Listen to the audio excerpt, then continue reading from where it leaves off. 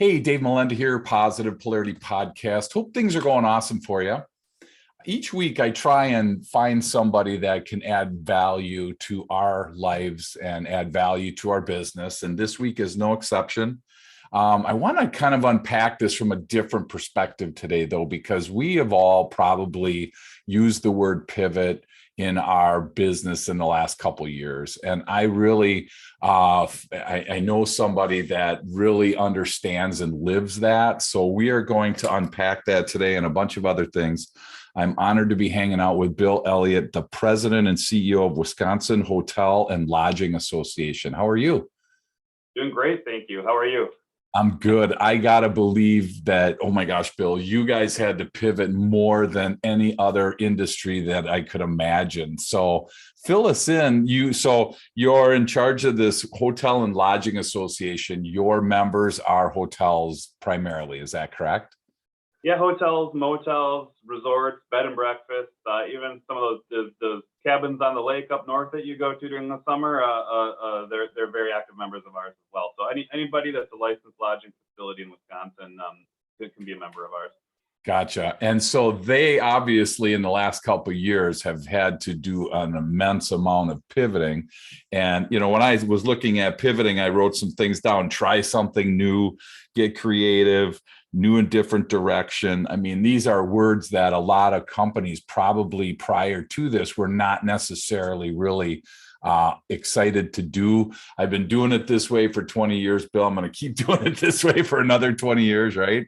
And then this happened. So kind of walk us through, what were some of the things that you noticed, 2020, right? I'm assuming pretty much the spigots shut down on a lot of hotels and that kind of property. So what happened from the association side on your end?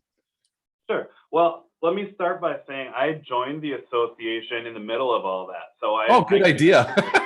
Right? It's a great time to come to the lodging industry. But it was I started in June of 2020. But I actually had experience working here in the past in another role, so I knew the industry fairly well. Okay. And I was still well connected with a lot of the folks that I work with today, so I feel like I had a pretty good handle as to what was going on. But backing up to those early days in the pandemic, when none of us really know what was going on. I mean, I can still remember the hotel room I was in when I got the call that my kids' schools were shutting down and all of that, and we all thought like, okay, a week or two, and we'll be back. But now, obviously, we saw what really happened. But in those early days, hotels were essential establishments. We weren't required to close, Okay. but for the most part, nobody was traveling. So, Sure. so some stayed open, many stayed open, but with very limited staff. And with obviously without people filling up the rooms, and some did choose to close as well. And I think the biggest pivot we saw in that was really focusing our laser lights on the advocacy work that we do for our industry and the information and communications that we do. There were always new updates coming out from the association, obviously advising our members they don't have to close, but even more than that, what do you have to do if you have a swimming pool? Does that have to close when it was time to open? How do you open it, and how many people are allowed in? And all those little things that you wouldn't think of as a traveler maybe ahead of time, but we needed to make sure that from swimming pools or serving breakfasts or all of those types of things, that we were trying to keep people healthy and safe, and communicating with our members how to do that. So did a lot of your members, Bill, they must have really hit the panic button, because like you said, it was supposed to be, we thought it was going to be a week or two, and it turned out to be whatever, your definition is. Maybe it's still going for certain people, but, did they, having not gone through change much, I'm assuming that industry, or maybe it did. Let me back up. Did that industry go through a lot of change prior to 2020? Yeah, so we've certainly seen it before. We've seen, I think every crisis sparks some types of changes. Okay. I mentioned that I worked for the organization years ago, Mhm. and those years were back when the recession hit in 2008. So Okay. we had to see people change some of their business practices back then. But I mean, this is nothing like that. This Right. is Right. Yep. so much bigger. At first, people were comparing it to back in 2001, September 11th, and how that changed the travel industry in general. Right. But it's obviously even bigger than that now. I think people did hit the panic button. There were the way hotels are financed oftentimes is fairly complex, and people were afraid of what was going to happen to their mortgages and their loans. How to work with the banks and the groups that they got their funding from. And there's so many question marks out there on the survivability of our industry. Yeah. And yeah, people are still struggling trying to dig out of that, but it's certainly brighter today than it was, in 2020. Sure. Well, and so, I mean, I think for the business owner, entrepreneur listening, the message really is, have a contingency plan, but obviously you can't plan for everything. I mean, were there certain members of your group, Bill, that had contingency plans, or did this really hit everybody by surprise in your mind? Yeah, I think a lot of them did have contingency plans, but I don't think anybody had plans that specifically addressed a 2-year global pandemic. Sure. So Yep. Yep. I think everybody had to make a lot of tweaks and adjustments along the way. But especially in some of the larger properties, and properties that do meetings and events, there's a lot of planning that goes around different crisis scenarios that they need to take into account. Yeah. And so are meetings and events coming back now, are you seeing? They are not certainly not to the degree they were in 2019 yet. Yeah. That's really, I think, that the biggest piece of the puzzle to bring back. Nationwide business travel accounts for more than half the revenue of the hotel industry. So and the business travel just hasn't come back. I'm starting to hear from people that here and there they're seeing more of it, which is great. Yeah. But our projections as an industry is that corporate business travel isn't really going to be back till end of 24, beginning of 25. Wow. So there's still some pain there. We hear reports in the media all the time about how great tourism is now, and everybody wants to get out again and do things, and that's certainly true in certain areas of the state and certain facilities that are built for that. Sure. But there's still a lot of folks struggling in terms of some of those hotels that are say in corporate business parks that cater to the multinational corporations that aren't back in their offices yet, or not having visitors coming yet. But I think that's starting to loosen finally, and we'll see some of that come back. But I want to go back to the earlier you said that maybe one of the takeaways for the listeners around all this. I think one of the key takeaways from the early part of the pandemic is to get involved with your industry's trade association, whatever industry you're in. The amount of data that my colleagues are putting out, the association executives, around the world, was so invaluable to our members in terms of from restrictions to the different things that were coming out from various levels of government to grant programs. All of those things are really being orchestrated oftentimes by the associations that represent your industry. So. Yeah, for sure. And I'm glad you brought that up, because that was one of the questions that I had, or comments, was the industry association involvement is just so critical for the little bit of money that you guys charge, for any association. And I always encourage any business that I'm with is get involved in a local or state or federal type of, association, because like you said, Bill, you guys, where do you turn? I mean, if you're a small business and you get hit with something like this, where do you turn? And I think that's the cool part about an association, is it definitely is one of those places that you can turn for, safety, and you can turn for empathy. You can go and say, hey, what do I do? I mean, I'm great at what I do, but I might not be great at this or that or the other thing. And I know we talked right after you started working there, and we were talking about marketing, and I remember you're saying how the temptation is just to stop marketing. I mean, because who you marketing to, right? Right. So, Right. there's all these questions that come up. If money's not coming in, obviously there's a really awkward situation there. But, what were some of the things that you as the association were encouraging your members to do in this situation? Yeah, well, we first and foremost keep their employees and their guests safe, right? And that was certainly the most important piece of it. But also to look at the history of the different crises that we've been through before and how that's played out. Marketing is a great example. If you cut your marketing budgets, you pay for it later on, usually, right? Right.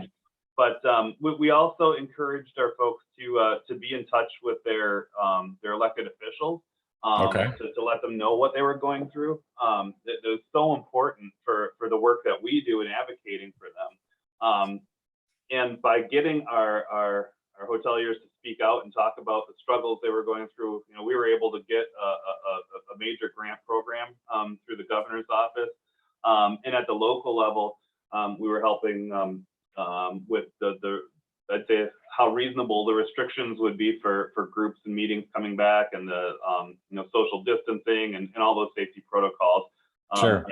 And really, if you lock yourself in your office and try to forget about it until the pandemic was over, you probably wouldn't be coming back. So exactly. Those were really the key things, I think, was what are you doing to survive, but not just survive, what comes next after that. Sure. If you have your doors open and nobody's coming anymore, you're lucky to have your doors open, but you're not going to for very long. So it's kind of a two-pronged approach there. Right. Well, and I think associations, a lot of times people are thinking my competitors in the association, and I'm afraid that I'm going to, I don't want to share too much, blah, blah, blah. So I always encourage people, find like businesses that like yours that are in a non-competing area, and, and create a relationship there so that you're able to learn from them, and hopefully they're able to learn from you. Because let's face it, again, like you said, we weren't ready for it. Most people had a little, maybe a little war chest fund or whatever. They had a little bit of money backed up in case something happened. But a year and a half or 2 years of, greatly reduced income coming in, nobody's really prepared for that. So, right.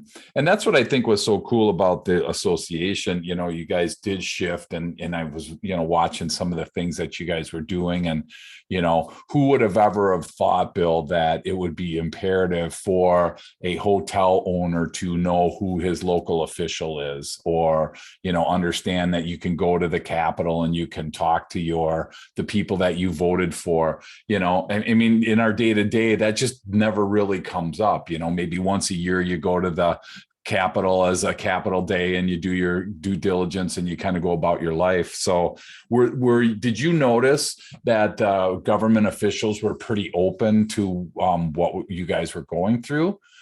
Did they have pretty open arms for you guys? For the most part. There's certainly some that weren't. Sure. I think everybody had some empathy. I think the people were genuinely feeling concerned about our industry. Where we had some of the biggest struggles was when it came time to where most of the state had lifted restrictions and some areas didn't. How many people can you put into a room for a wedding or an event? And how you distance them and all of that. There were some elected leaders who were more hesitant to do anything about that. Obviously, that's all pretty much gone away at this point. Okay.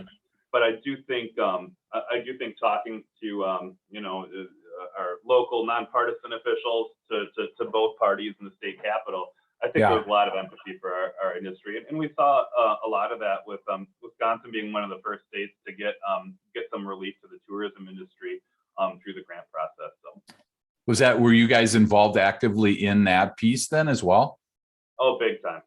We Nice. Really spearheaded that effort. We asked the governor's office in the first round when the CARES Act funding came out. We got $20 million for hotels. in the lodging industry. And then with the ARPA funds, we got another $75 million on top of that. Wow. And that, I mean, the 20 million was a little bit, once you divide it amongst everyone, Yeah. it'll pay an electric bill or that kind of a thing.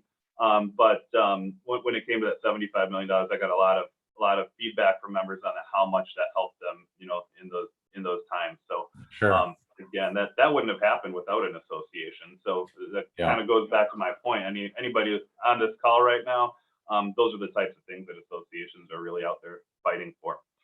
Absolutely. And it's such, like I said before, it's such a small investment for, to join an association. And I think on your website, you said if you needed to pay quarterly, associations are doing everything they possibly can to, accommodate their members. And so I think that's so cool.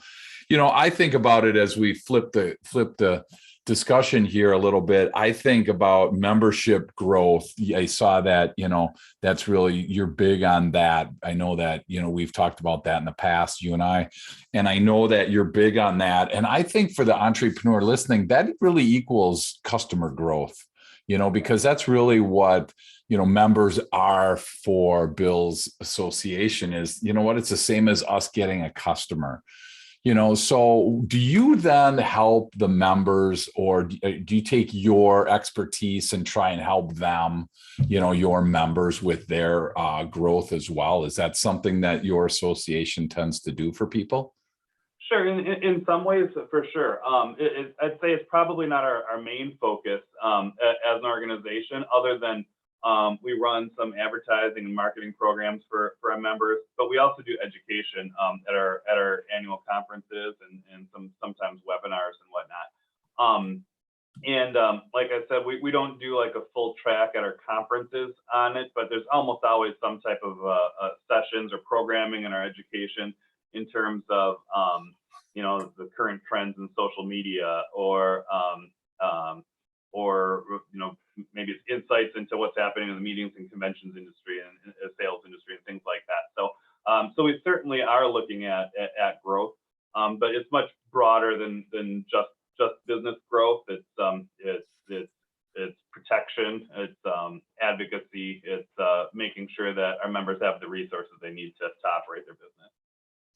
Yeah, and I think education is such a big part of an association. And, we're probably all inundated with emails inviting us to this and emails inviting us to that. Everything is education related, which is awesome.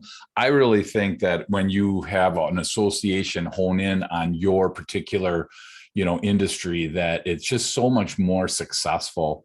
If you're hearing about Facebook from somebody that just talks about Facebook as a general topic, as opposed to somebody that, maybe one of your members that have had success in using Facebook to be able to grow their followers, it just is so much more dialed in when it comes from an association. So how often do you have associate or education events from your association, Bill?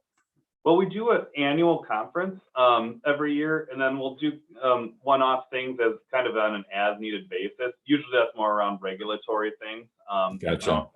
Because I mentioned swimming pools before, another pool example, we got new pool codes coming out probably in about a year from now. So we'll have special sessions on that, like how do people need to change the way they're maintaining their swimming pools. So it's a little more granular when we do those things. Sure. And webinars is needed too. That really came up during the pandemic. But then I'd say that's the live education piece to it. There's also the resources that we put together from articles in our publications or our website. We do things like we have a prom night survival guide. So how do hotels make sure they're protecting themselves when teenagers are trying to get in, right? Oh man, I never would have thought of that until you brought that up. Nice. Right. So it's those types of educational pieces that we put out sometimes. It doesn't mean we're all getting together to do it, but it's very important information we're getting out. Yeah. Wow. That's awesome. And how many members do you guys have at the Wisconsin Hotel and Lodging Association currently, Bill? We have just about 500 lodging members. Okay. We saw a dip during the pandemic and everything, and now we're pretty quickly climbing back out of that. So I'm I'm glad to see the growth we were talking about earlier. This is growth mode for us now. Sure. So is your annual conference back live now? Are you back in person? It is actually. We had our 125th anniversary celebration at our conference in November. Okay. And then back in March of last year, we did a live event as well. So we've been doing live events for quite some time. Wow, that's cool. And you're getting good. I'm assuming a lot of your members are excited which most people are getting excited to get back out and be able to see somebody face to face rather than on a Zoom call, correct? Oh, certainly. You know, it's we were like any other association or business trying to put meetings together earlier in that March meeting. You know, we had a very small group compared to what we usually have. Yeah. November was a great step up from that. And more and more people just want to get out and see each other face to face. And sure. Especially in our industry. I mean, it's what we do. We're hospitality. So right. we want to be together. Yeah, but I mean, you bring up points I never would have thought of, like the breakfast and the pool and, you know, all these pieces that you have to really think about on a regular basis. And I think that's, again, what's so helpful from an association's perspective is to be able to, you know, provide new insight in some of the areas where I may not have thought about that before. So that's awesome. So from your perspective, you know, what drew you into the association life? Because you've been there most of your career, you know, and so I was just curious, what drew you to the association involvement at your level? Yeah, it was kind of cool the way it all worked out. I fell into it, and as most association professionals do. But I graduated college with a political science degree, not knowing what I'd do at first until I was hired right away to run a congressional campaign. And I had a lot of fun doing that. I did that for 2 cycles, but you know, by the end of the second one, I realized that, you know, politics itself wasn't the life for me. I had no idea what I wanted to do next. I was interested in studying and learning about that stuff, but I wasn't the ideological person I thought I was in my early 20s. So looking around, I found our association here. Back then, we were called the Wisconsin Innkeepers Association. Okay. And they were looking for a membership development person. So I came to work here for almost 5 years and really fell in love with just learning about how associations work and why people join and what we can do. And in this role, or in the role I'm in now, and the person that was in my seat back then, you know, how close it is to government and how close it is to those people I would be trying to help elect. Sure. And I think that was a really good tie into, you know, what I learned in school and you know, where my passions lie, but not having to actually be a part of the you know, campaign life. So I didn't really work very much in that space back then, but from there I went and I worked for some national associations through an association management company, where they did very little in the advocacy space. There's some, but not as much as you usually see in the state level. Sure. And I learned so much more about association management, organizational governance, all that fun stuff, and then got the opportunity to come back here and serve in this role. So it's been kind of a fun whirlwind, but you know, I'm somebody that believes in lifelong learning, and I love, you know, I love exploring how to do things better, no matter how we're doing them at any given time. So you know, that's a perfect reason to step into a role like this in the middle of a pandemic. So. Yeah, exactly. Yeah. Well, and I think for the listener, you know, really, that's a really interesting point is there are people that are lifelong learners, and then there are people that really have to really practice it because, you know, we think it worked yesterday, it's going to work today. And there's plenty of companies out there that, you know, it's not working for anymore. I mean, you know, take a company like Blockbuster and you look at in their day, you know, to have as many stores as they had, and I think they're down to 1 somewhere in some little city somewhere, you know, I mean, couldn't even imagine Bill sitting around that, you know, boardroom table with the whole board, and, you know, their numbers are starting to decline, and, you know, the new, whatever the replacement was, Netflix kind of was eating at them, and there's probably a bunch of them on the board that were like, oh, we'll be fine, we'll weather this, it won't be a problem. But I bet you there were some that are like, you guys, this is not going to end well. So depending on which camp you're in as a listener, that's another reason, again, I think that associations can definitely help with our blind spots, because I've been involved in associations in my industry and variety of industries for most of my life. And by the time you get up into leadership in the association and you get up into that, boy, you really get to see a whole different level of your business. You get to learn a ton from other people. So do you have pretty active members on your association, or do you have a lot of people that pay their whatever X number of dollars for membership and then they never are active? Sure. In all associations, I think you have a mix of both of those. The folks that just pay their dues, we call those checkbook members. Okay. They support us, and I think one interesting thing about our group here is that we have really good engagement in terms of the communications we send out. Of course, we measure our email open rates and all that kind of stuff. And Sure. people are reading the materials we send out at a very high rate, which is great. But in terms of folks that like come to our conferences or serve on our boards or our various committees, I would say that we're probably somewhere in the 30 to 40% range that do that, which again, nice. for association is pretty great. So yeah. We have a really active, engaged membership, and they're very, very passionate about what they do. Most memberships or most associations tend to be probably the 80-20 rule, right? Where 20% of the members are doing 80% of the work. So for you up in the 30-40% range, that's awesome. Yeah. And I think, well, I'd say on the inside of work, it's probably closer to the 80-20, but in terms of member engagement and people taking advantage of some of the opportunities to be together, be it at a conference or a educational dinner or whatever it may be. Sure. That's where we see the higher rates. Yeah, and I think the word that is really important right there, Bill, is active, because if you're not going to be active, I mean, I always laughed at people that sign up for a membership, don't invest anything. They never show up to a meeting. They never, they never open the newsletter. They never do anything. And then they drop out after the first year.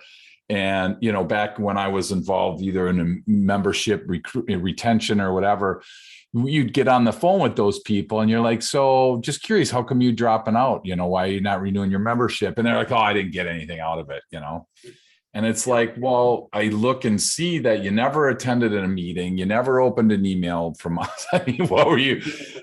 I guess it's so funny because a lot of people think that if you join an association, that magically there's going to be a line of people just waiting, to buy something from you. So, the checkbook type members that you have, I'm assuming you continually encourage them to get involved. And be able to add value both to them and to the association.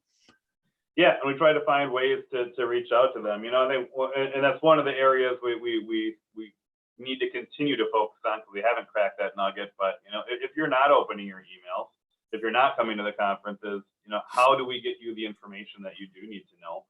Right. And so, I mean, of course, we send out magazines. That's a lot harder to measure. And all that kind of stuff. But are you connecting with people locally? Are you understanding what's happening? Because you've talked to your chapter president who lives down the road or runs a hotel down the road or whatever it may be. And trying to get people engaged in some way at some level. And that I guess the marketer is saying, meeting people where they're at. We're always trying to find a way to do that. That's awesome. Yeah. And I was going to go all the way back to your politics thing, because it seems weird that when people are in politics and they get out of politics, they never really say, like you said, you ran a campaign for 2 terms, but people never say who, or it's always, is that like an unwritten rule or something? Because I've had this before and people say, yeah, I've been on, but they never share any of that. And not that I'm asking you to share, I'm just curious. Is that like an unwritten rule or something?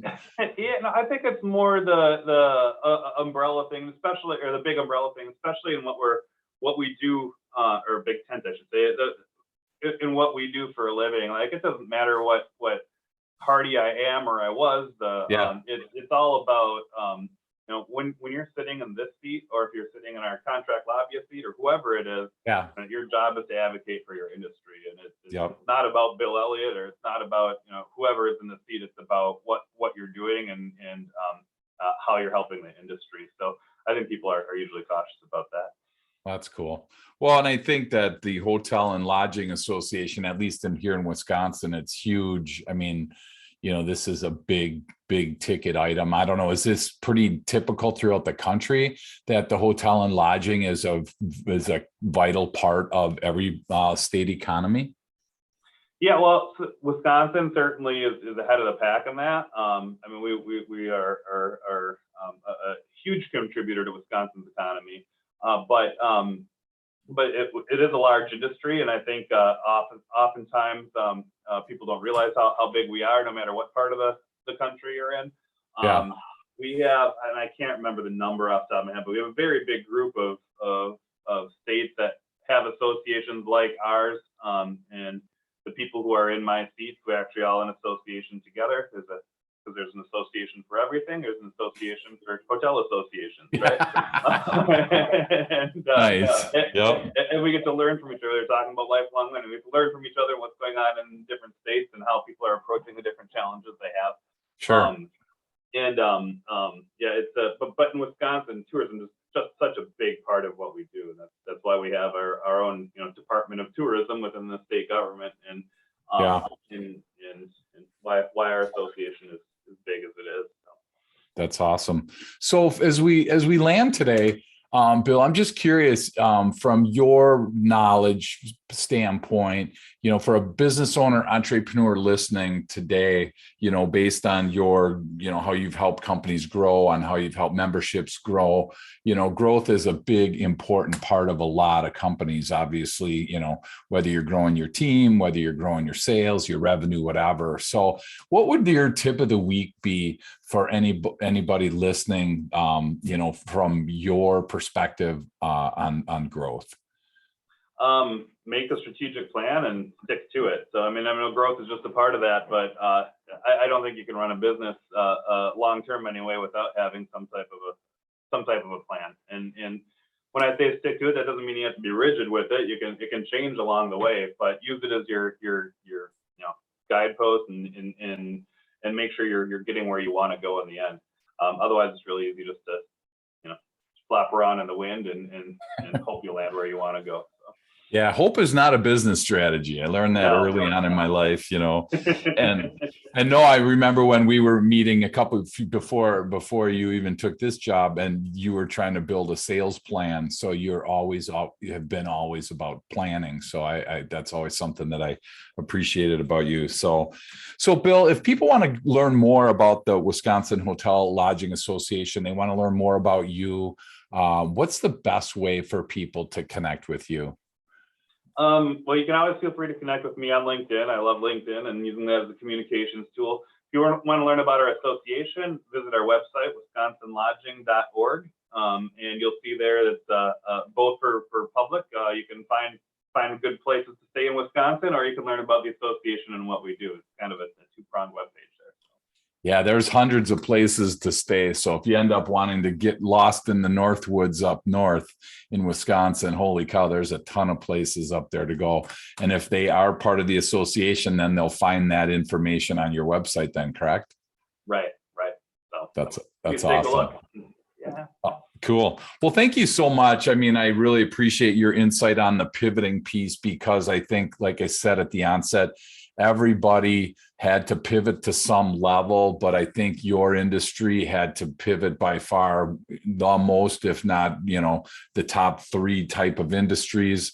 It looks like you've done a really good job of doing it. And obviously, joining an association is huge, and making sure that you can make a difference in that association. Don't just be a member, but be an active member. I think those are really smart things for us to put into our business. So again, if you're listening today and you're not part of an association, I would strongly encourage you to find an association that you can get involved with.